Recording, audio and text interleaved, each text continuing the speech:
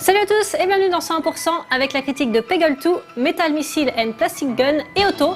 Je crois que c'est bien connu, les Japonais et les Asiatiques en général font plus jeunes que leur âge, un peu comme moi, même si j'ai pas de gènes asiatiques, enfin je crois pas. Et quand j'étais au Japon, j'ai pu me rendre compte que les mentalités sont pas les mêmes qu'en France niveau maturité. Enfin le terme est pas forcément bien adapté, mais j'ai pas trouvé mieux. Ce que je veux dire, c'est que si on prend deux filles standards âgées de 20 ans, la fille japonaise va avoir l'air plus jeune physiquement, mais aussi au niveau de son comportement, de sa tenue vestimentaire. Alors je vais vous donner des exemples plus précis après les news.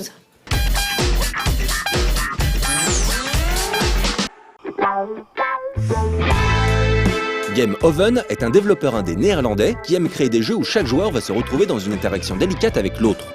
Dans Fingal, un de leurs titres précédents, plusieurs joueurs devaient s'embrouiller les doigts pour faire correspondre des cubes aux cases en mouvement sur l'écran. Il réitère avec Bunden, qui va donner une bonne occasion de voir des amis ou des collègues faire des chorégraphies bizarres dans l'open space. Le titre a été développé en collaboration avec la Het National Ballet, le ballet national des Pays-Bas. Deux joueurs doivent s'emparer chacun d'un bout de smartphone et se coordonner pour faire passer le curseur dans les repères, façon rhythm game, grâce au gyroscope intégré dans l'appareil. Musique créée spécialement pour le jeu, chorégraphie conçue par de véritables danseurs, le concept ne manque pas d'intriguer. Il faudra oser se jeter à l'eau pour tester le titre. Ceux qui ont l'âme d'une ballerine pourront toucher les étoiles sur iOS et Android durant l'été 2014.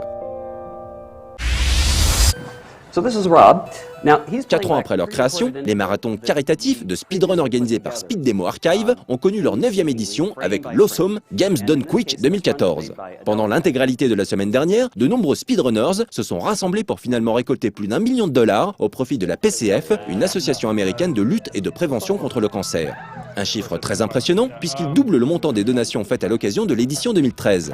L'événement fut également l'occasion de voir de très belles performances sur des jeux aussi variés que Punch-Out, Zelda Wind Waker HD, GoldenEye, Chrono Trigger, Beautiful Joe, Super Meat Boy ou encore Metal Gear Rising. Du côté français, plusieurs dizaines de commentateurs se sont mobilisés pour couvrir le marathon, le tout ayant été presque intégralement restreamé sur Twitch par un Mr MV impérial. On pourra regretter les quelques malheureuses attaques des DOS dont le stream a été victime. Il est d'ailleurs d'ores et déjà possible de revoir l'ensemble des vidéos commentées en français sur sa chaîne.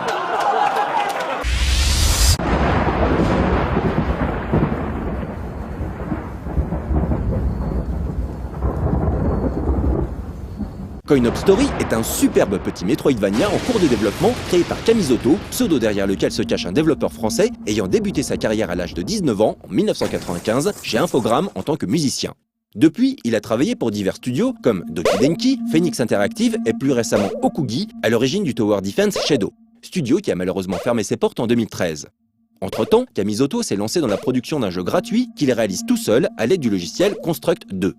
Coin-Op Story s'adresse aux amoureux des salles d'arcade des années 80-90 et rend un hommage vibrant à des classiques sortis par Capcom, Taito ou encore IRM.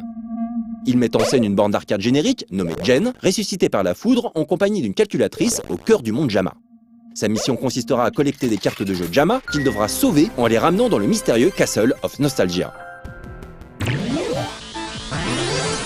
Pour rappel, Jama est le format standard des cartes à circuit imprimé des jeux d'arcade. Mais si le monde Jama est mourant, une autre borne d'arcade générique, nourrie aux cartes bootleg Jama illégales, est bien vivante, elle.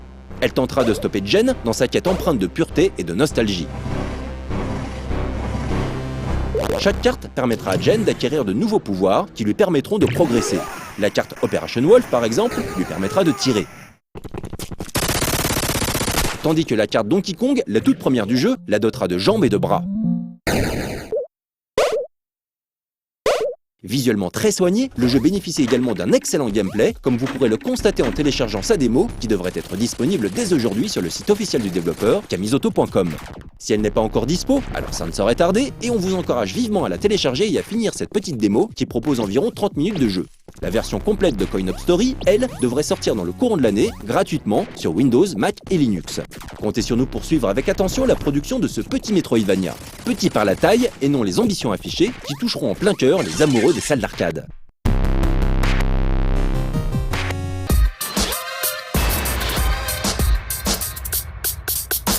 Au niveau vestimentaire, je pense que vous avez déjà vu de nombreuses jeunes japonaises et on remarque forcément que le style est pas du tout le même que les françaises standards. Alors les japonaises, elles sont adeptes des superpositions, c'est-à-dire par exemple mettre une jupe sur un legging en bas et en haut un caraco avec un haut et un cardigan, plus les accessoires. Alors perso, moi j'adore les tenues des japonaises, elles sont super étudiées. Mais ce qui est marrant, c'est qu'elles envient la mode et le style des femmes françaises, alors que moi j'ai l'impression que nous on s'habille plus simplement, un pull et un pantalon ça fait l'affaire quoi. Enfin, après cette page mode, on va regarder la critique de Peggle2.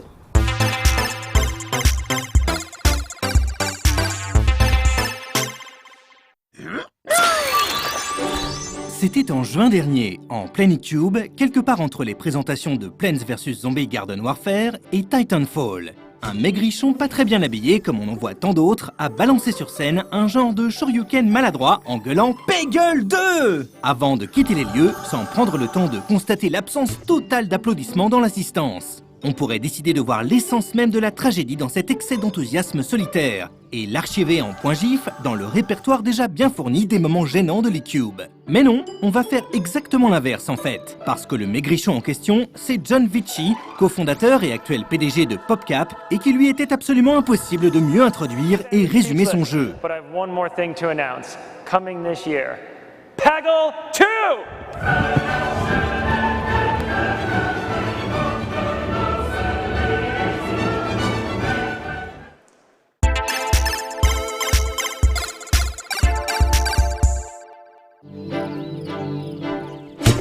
D'aucuns disent que Peggle est né d'un croisement improbable entre le pachinko, le casse-briques et les drogues dures. Si on y ajoute la volonté évidente de se faire du cash, ça n'est certainement pas très loin de la réalité. Mais on parle ici du jeu en tant qu'objet, et donc de la manière dont il est né pour ses créateurs. Chez le joueur, Peggle naît d'une autre façon. Il commence souvent par l'essai totalement indifférent. On en voit un extrait au détour d'une escapade sur internet où on tombe peut-être sur une connaissance en train d'y jouer. Et on ne comprend pas vraiment. On se demande où est l'intérêt de se payer une console à 500 € si c'est pour envoyer des billes et les soumettre au hasard de leurs lourds rebonds sur des taquets certes colorés mais pas vraiment interactifs. Oh, il y a bien cette licorne ironique ou cet homme préhistorique au faux air de Jeff Bridges dans The Big Lebowski qui traîne dans un coin de l'écran. Mais rien qui semble justifier l'enthousiasme démesuré dont fait preuve cet ami visiblement addict. Intérieurement, forcément, on se moque un peu. On voit en somme ce type s'exciter pour rien sur scène en balançant son vieux shoryuken et comme nos 1500 congénères présents dans la salle, on n'applaudit pas. Et puis, finalement, sans qu'on sache vraiment pourquoi, tout s'emballe soudainement. L'hymne à la joie retentit, les mots « fièvre extrême » viennent cacher le quart de l'écran, la licorne se met à headbanger, des feux d'artifice et des arcs-en-ciel apparaissent un peu partout, c'est complètement fou. Après quelques derniers rebonds, la bille finit alors par tomber dans un trou, et une débauche de gros chiffres vient clore ce qu'on a finalement compris être une cérémonie de fin de niveau parmi tant d'autres. Et là, normalement, si tant est que l'on possède une âme, on est déjà passé du stade de l'incompréhension la plus totale à celui du fanatisme illuminé. Pas parce que l'on comprend davantage le jeu lui-même, on n'en est pas encore là, mais parce que Peggle vient nous montrer en quoi il est profondément rigolo d'en faire des caisses pour pas grand-chose. On l'avait oublié l'espace d'un instant, et on s'en veut maintenant terriblement, en attendant avec impatience l'avènement de la prochaine fièvre extrême.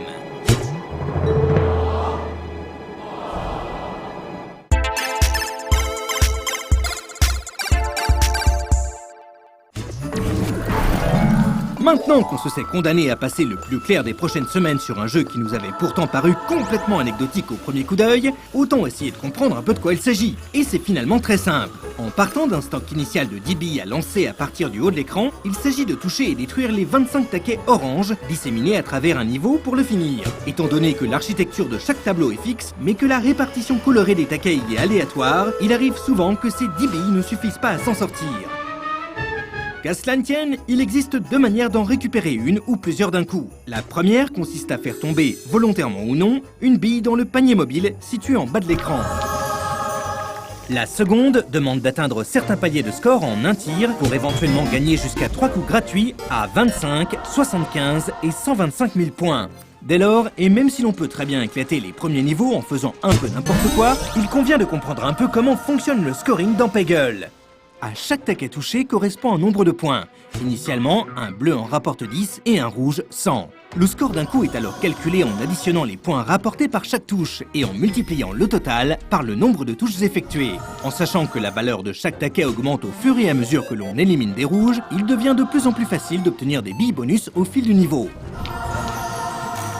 À tout cela, il faut ajouter le taquet violet, qui change d'emplacement à chaque tir et qui rapporte un très grand nombre de points d'un coup, ainsi que les deux taquets verts qui permettent d'utiliser le pouvoir du personnage choisi en début de stage. Au final, si l'on se contente souvent au début de tirer sur ses billes un peu n'importe comment, on se surprend rapidement à tenter de calculer chaque coup de plus en plus précisément, ne serait-ce que pour obtenir des boules gratuites et atteindre la béatitude de la fièvre extrême, qui conclut chaque niveau en faisant apparaître 5 trous en bas de l'écran, dont la sacro-sainte sortie centrale à 100 000 points.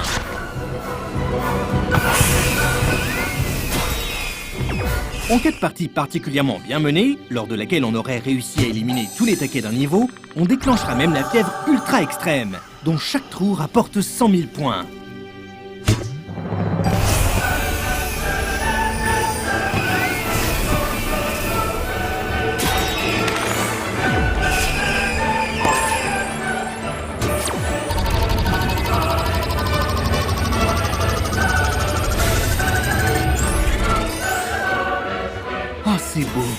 C'est beau, mais c'est exactement ce en quoi consistait déjà le premier Peggle, dont cette suite est un raffinement bien plus qu'une variation. Au rang des nouveautés pures, on ne trouve que des bumpers ainsi que des taquets résistants demandant 2 touches pour être éliminés. Les personnages et les pouvoirs attenants sont certes tous inédits, à part Bjorn, la licorne, mais on en compte moitié moins que dans le premier épisode. Si le constat est d'abord décevant, on s'aperçoit finalement au fil des 120 niveaux proposés par le jeu que les pouvoirs sont bien plus cohérents qu'auparavant. Alors qu'on oubliait très rapidement les premiers personnages du Peggle originel et que leurs pouvoirs ajoutaient bien souvent une autre couche d'aléatoire à un jeu qui n'en avait pas nécessairement besoin, tout paraît bien plus réfléchi ici. L'architecture de chaque niveau appelle maintenant bien souvent à l'utilisation d'un personnage en particulier, dont le pouvoir est la plupart du temps à double tranchant. En permettant de traverser tous les taquets bleus tout en les activant, Luna peut par exemple autoriser l'accès à des rouges bien planqués, ou générer des scores hallucinants, mais empêche beaucoup de rebonds potentiellement salvateurs. Jeff a un pouvoir de destruction immense, mais au prix de la perte totale de toute notion de finesse. Quant à Berg, il peut potentiellement ruiner complètement un niveau en disséminant les taquets aux 4 coins du tableau. Si l'on veut bien jouer, il est donc plus que jamais indispensable de bien comprendre l'intérêt et les inconvénients de chaque personnage pour en tirer le meilleur. Peggle 2 ne manque d'ailleurs pas de nous le rappeler, au détour de plusieurs épreuves bonus qui nous demandent d'utiliser un pouvoir précis pour réaliser différents trickshots plus ou moins difficiles. Au final, on a davantage l'impression de savoir ce que l'on fait, et c'est un peu plus gratifiant. D'autant que le jeu a également affiné sa présentation et les petits détails que constitue le zoom sur une bille qui s'approche du dernier taquet, les différentes animations des personnages autour du tableau, les nouvelles musiques ou la présentation du score final, tout en montée de tension, sont autant de sucreries tout à fait bienvenues. Il n'y a donc aucune raison qu'une personne ayant apprécié le premier épisode ne se retrouve pas dans sa suite, qui affine l'expérience de jeu de manière on ne peut plus judicieuse. En solo pour l'instant du moins, car Peggle 2 n'est pas encore très fourni en matière de mode multijoueur. Un manque regrettable qui devrait néanmoins être comblé très bientôt par un DLC gratuit.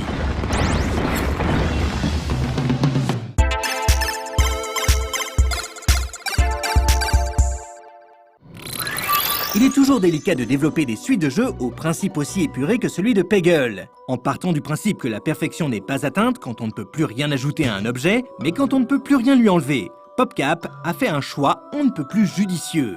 Peggle 2 n'est pas un simple ajout de contenu, il n'est pas que la banale nouvelle fournée de niveaux qui aurait pourtant suffi à contenter beaucoup de monde. Il est aussi une version plus réfléchie et raffinée d'un concept simple mais terriblement accrocheur. Le jeu est donc une amélioration bien plus qu'une évolution, et puise logiquement ses instants de grâce à la même source que son aîné, dans la célébration outrancière et délurée d'exploits dérisoires que l'on prétendra évidemment être entièrement calculés, bien qu'il soit au moins à moitié dû au hasard.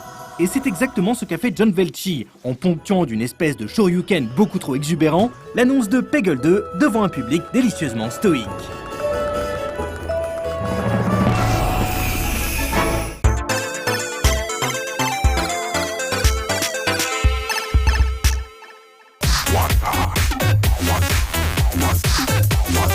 Niveau accessoires, c'est encore plus flagrant. Si vous comparez un téléphone portable d'une étudiante japonaise et celui d'une étudiante française, je crois qu'il n'y a pas besoin de faire de dessin. Le téléphone de notre japonaise est bardé d'ornements, des trucs qui pendent, des trucs qui brillent, alors qu'on n'a pas trop cette culture-là, en tout cas passé le lycée, en tout cas c'est mon impression.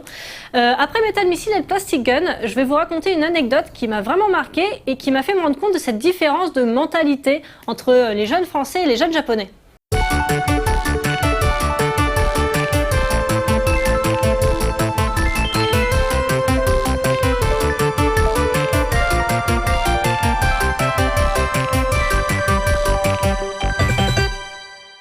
Bonjour à toutes et à tous et bienvenue pour un nouveau numéro de Metal Missile and Plastic Gun. Aujourd'hui, la suite du petit cycle Starcom. On va commencer par la première base que comporte cette série, à savoir la Starbase Station. Comme vous pouvez le constater, une boîte imposante et pétante, bien comme il faut, du blanc et du rouge pour un bon contraste, des coups de laser qui partent en l'air, on sait tout de suite ce qui va se passer. Ou du moins on le devine.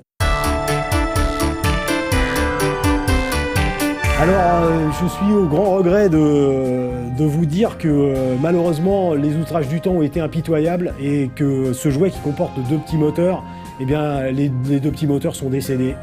Donc, paix à leurs âmes. Cela n'empêche pas de montrer quand même un fort beau jouet avec de belles couleurs qui lui, le matériel, le hardware a bien résisté au temps. Je vous présente le Major Bill Gruff, le commandant de cette Starbase Command et plus précisément un Astro Marines.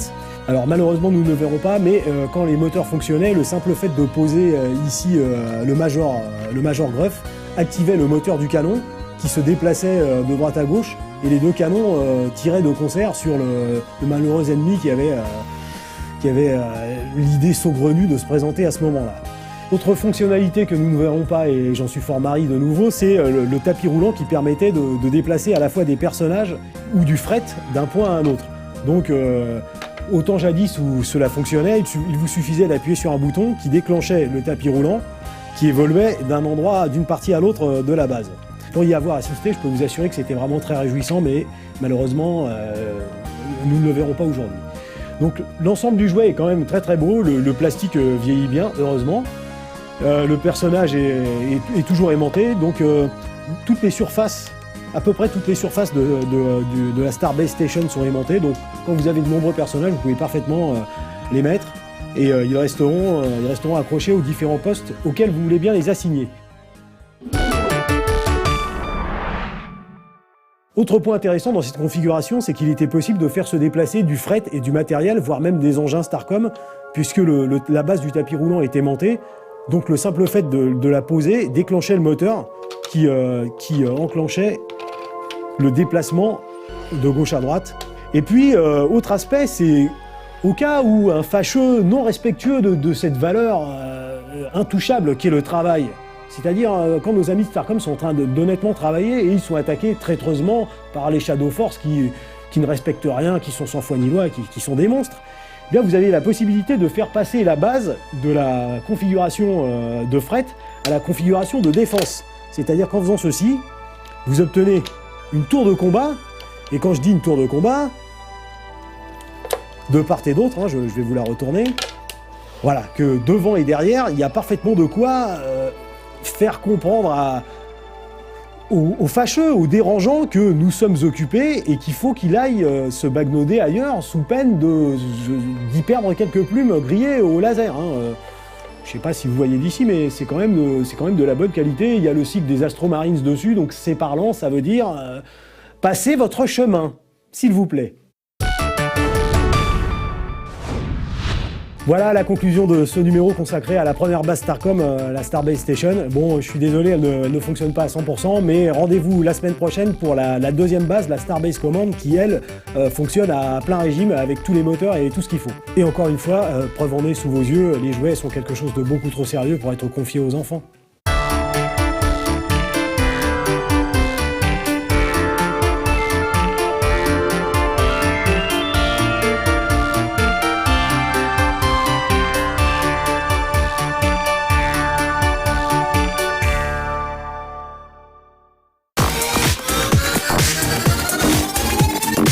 Un jour, je suis allée visiter un lycée dans la campagne de Shizuoka. J'avais une amie américaine qui bossait comme assistante de langue étrangère et qui donnait des cours d'anglais.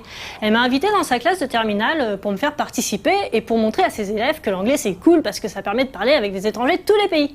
Alors le cours se passe et à un moment, il y a un garçon qui me demande de venir le voir et il me pose la question que tous les élèves japonais demandent quand ils ont un invité en classe: est-ce que t'as un petit copain? Alors déjà, la question m'a surprise parce que j'imagine pas trop des élèves de terminale en France poser cette question à un inconnu. Enfin, je sais pas ce que vous en pensez. Et quand j'ai répondu que oui, ça a été ok, mais bon, c'est pas le plus impressionnant parce que la question suivante en japonais, c'était un truc du genre Kareto tokidoki asobu no ka. Ça veut dire est-ce que vous faites des sorties ensemble avec ton copain? Mais moi, comme j'ai l'esprit un peu mal tourné, au début j'ai entendu le sens littéral. Est-ce que des fois tu joues avec ton copain? Jouer comme jouer au ballon, ou jouer tu veux dire faire des trucs un peu Et ensuite il m'a précisé est-ce que vous allez au parc d'attractions des fois? Ah ok, c'était donc ça la question. Ouais, on est déjà allé dans un parc d'attractions ensemble, enfin pas que tous les deux, avec des amis et en fait il faut savoir qu'au Japon le truc hyper romantique pour un deito c'est d'aller au parc d'attractions. Donc comme ça j'ai mieux compris.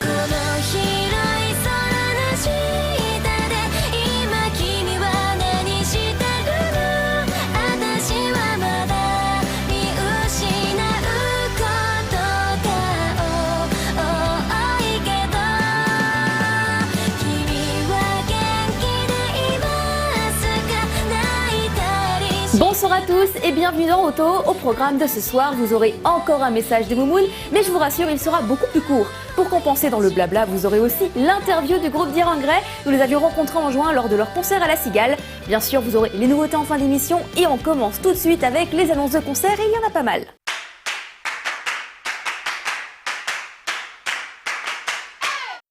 On commence les concerts avec le groupe instrumental Light qui ne va pas tarder à commencer sa tournée européenne. Ils seront le 4 février à Nantes et le 5 à Paris à l'Espace B.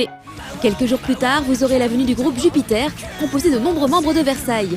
Ils donneront un concert unique le 8 février au Covent Garden à Erani et seront en dédicace le lendemain à Paris Manga. En mars, ça sera le retour de Anne Café pour le plus grand plaisir des Café Co. Avec leur nouvel album qui est sorti en Europe récemment, il y a de quoi se préparer à leur concert de Lyon et de Paris au Trabendo. Mais en mars, il y a aussi Miyavi qui est de retour et lui, ça fait un moment qu'on ne l'avait pas vu. Il sera en concert à La Cigale le 14 mars. On termine avec le groupe de Boys Love, Adams. Les infos sur leur concert viennent de tomber. Notez bien les dates, il y en a même carrément 2 à Paris. Lors de leur venue le 13 juin 2013 à La Cigale pour leur unique concert en France à l'occasion du Tabula Rasa Tour, Dire Engrais nous a accordé un petit entretien placé sous le signe du rock bien entendu. Sikyo, Toshiya et Dai n'étaient pas présents au moment de cette interview. Kaoru, le leader du groupe et premier guitariste, ainsi que Shinya, le batteur, nous ont fait malgré tout quelques petites révélations juste avant leur concert qui s'est ensuite déroulé devant une salle comble et un public déchaîné. Si le groupe a largement évolué depuis leur début très visual kei, ils ont maintenant une musique qui s'est lentement métamorphosée pour aller vers un style plus rock, plus métal. Ils sont allés dans de nombreux pays et ont participé à plusieurs festivals de rock. On pourrait se demander s'ils ont été influencés par leur expérience à l'étranger.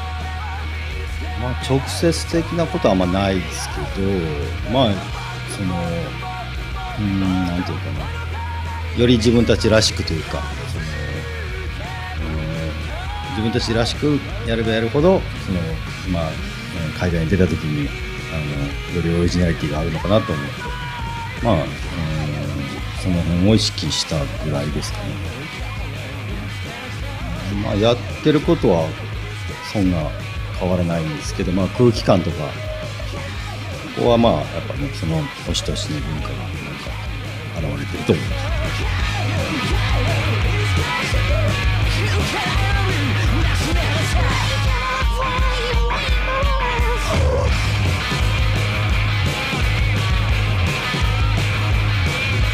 Leur concert était un enchaînement d'anciens et de nouveaux titres, notamment des morceaux complètement remaniés issus de The Unraveling, leur dernier mini-album en date le jour du concert.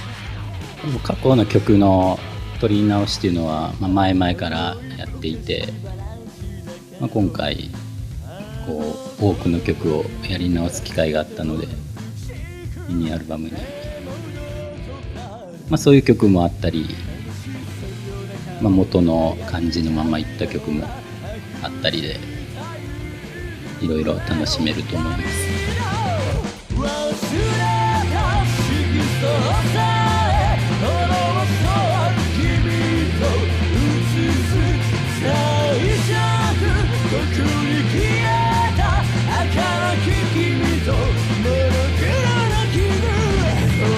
Dans le livret de leur single Linkaku sorti en 2012, on retrouve le nom de Yamaoka Akira, principalement connu pour son travail sur la série de jeux vidéo Silent Hill. Il a en effet remixé la chanson titre du single.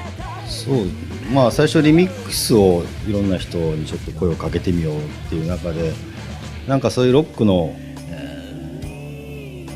音をあんまやってない人その自分たちのその音をやるってなった時にイメージがなんかすぐ出にくい人そういう人に頼んでみようかなと思ってで前々からちょっとお付き合いあったんで頼んでみたらすごくびっくりする内容だったんでよかったと思います。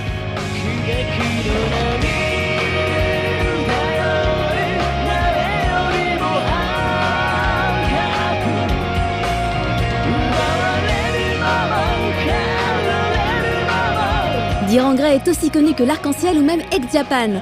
Leur premier concert en Europe, en Allemagne à Berlin en 2005, a laissé un souvenir mémorable chez tous les fans, notamment ceux qui avaient fait le déplacement depuis d'autres pays européens.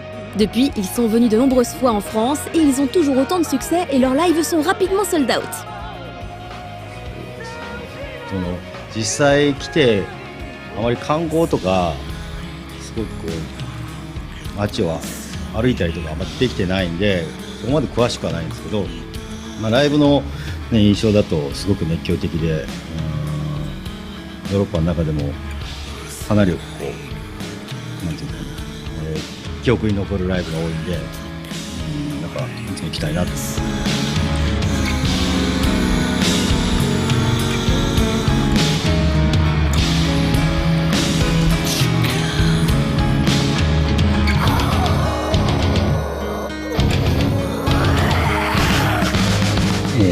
またフランスに来たいと思いますので、その時はぜひ来てください。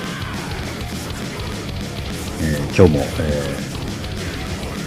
いいライブができると思うんで、また何か、どっかでうちらのことを耳にしたり、音を聞いたりしたらぜひライブに足を運んでもらえれば、今までに感じたことないような何かを伝えられるかなと思うんで、ぜひ、その時はやってきてください。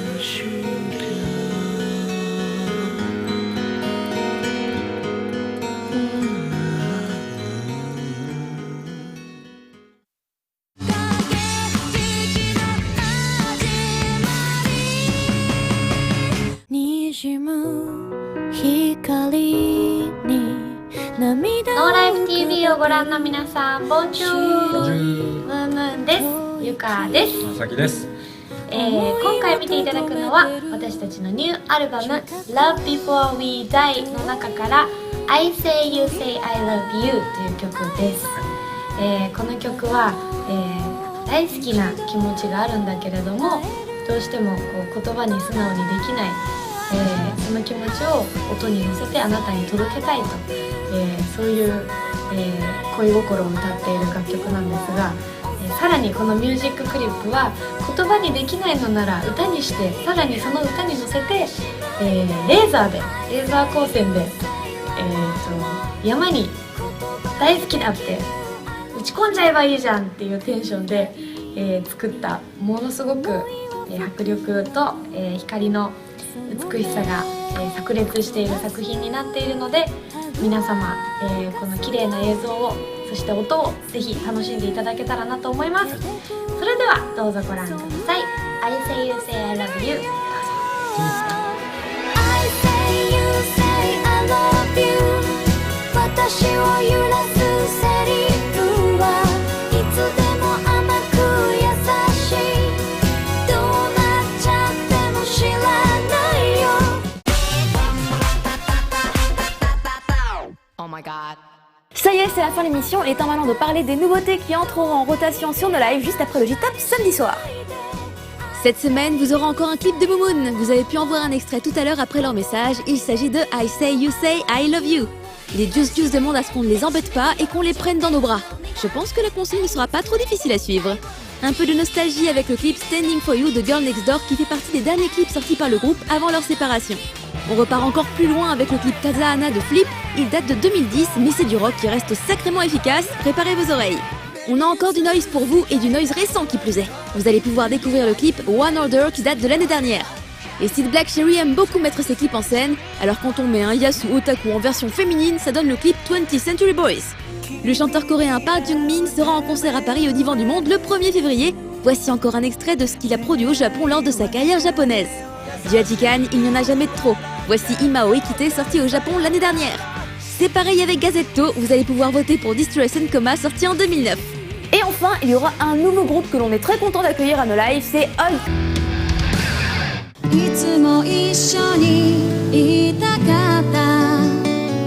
Donc voilà pourquoi j'ai l'impression que la mentalité des lycéens japonais est quand même plus jeune que celle des Français. Bon après ça veut pas dire qu'ils sont plus débiles, plus immatures, je pense qu'à l'inverse, ils ont le sens des responsabilités plus tôt que nous, avec tous les principes qu'on leur inculque à travers les bukatsu, le nettoyage de leur classe, les baito, tout ça. Voilà, j'espère que je me suis bien fait comprendre. Ben 100% c'est fini pour aujourd'hui, demain c'est vendredi et donc ce sera n'importe qui. À lundi!「